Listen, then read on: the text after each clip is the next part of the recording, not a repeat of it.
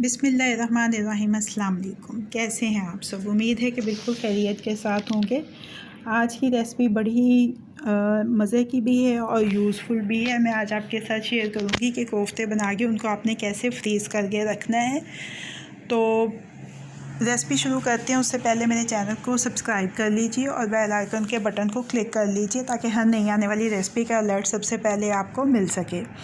तो कोफ्ते मैं बना रही हूँ बीफ के कीमे के साथ। आप इसको मटन के कीमे के साथ या चिकन के कीमे के साथ भी बना सकते हैं। एक चॉपर में मैंने डाल लिया है कीमे को और दरमियान में से थोड़ी सी वीडियो हो गई है स्किप, तो मैं आपको बता देती हूँ कि इसमें लाल मिर्च का पाउडर, धनिया और ज़ीरा पाउडर 1-1 चाय का चम्मच और हल्दी 1/4 चाय का चम्मच और नमक हस्बे ज़ायका डाला था मैंने।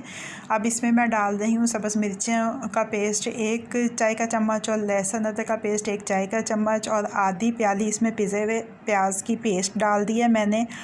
और चॉपर को चला के इन सारी चीज़ों को अच्छी तरह से आपस में मिक्स कर लेंगे। कीमा भी अच्छा बारीक हो जाएगा। कीमा जितना ज़्यादा बारीक होगा आपके कोफ्ते उतने ही ज़्यादा अच्छे बनेंगे, उतने ही ज़्यादा नरम बनेंगे। इतने नरम कि जो आपके मुंह में जाते ही घुल जाएं और टूटें भी ना। अब मैं इसमें डालूँगी, ये देखें कीमा पिस गया हुआ है। ताज़ा सब्ज़ धनिया मैंने इसमें डालना है, जो पहले मैंने इसलिए नहीं डाला कि वो बिल्कुल इसके अंदर मिक्स हो जाना था और नज़र ही नहीं आना था। तो बस थोड़ा सा मैं अब इसको चॉपर को दोबारा चलाऊँगी ताकि ये धनिया भी इसमें मिक्स हो जाए अच्छी तरह से। और इसको मिक्स करने के बाद थोड़ी देर के लिए मैं इसको फ्रिज में रखूँगी ताकि यह ठंडा हो जाए।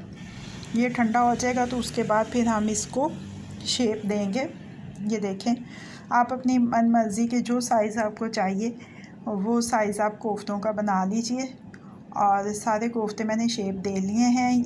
ये आधा किलो कीमा था जिससे तकरीबन समझ लें कि 24.5 कोफ्ते बने हैं। एक छोटा सा कोफ्ता बल्कि कोफ्ती बनी है, बाकी कोफ्ते बने हैं। तो दरमियानी आंच के ऊपर मैंने एक कढ़ाई रखी जिसमें दरमियाना गरम तेल है, जिसमें मैं इन कोफ्तों को हाफ़ फ्राई करूँगी। आप हाफ़ फ्राई करके रखेंगे तो आपको ज़्यादा आसानी होगी।